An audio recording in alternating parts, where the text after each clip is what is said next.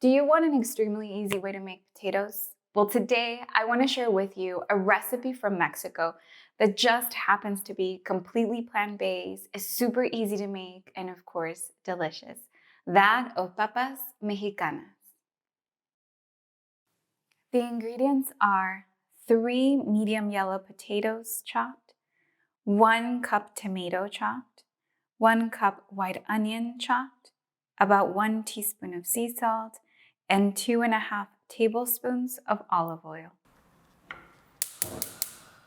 It is said that potatoes made it to Mexico from South America.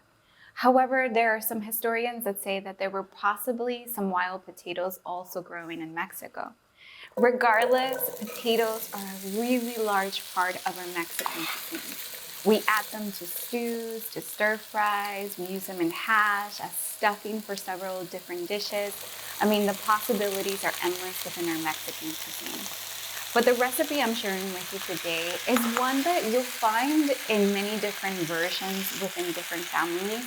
But I wanted to share with you the one that my mom used to make ever since I was little. It is extremely easy. It only requires a couple of ingredients, and you'll be really surprised with the results because it's quite difficult to understand how just a few ingredients can make something so delicious. Allow the potatoes to cook for about 10 minutes, stirring occasionally. When the onions have started to caramelize, turn your heat down to low and allow everything to cook down slowly. You will know when your potatoes are done when everything has cooked down and you're starting to get a nice golden color. This rustic Mexican recipe is so versatile. I think it goes really well as a side dish during breakfast.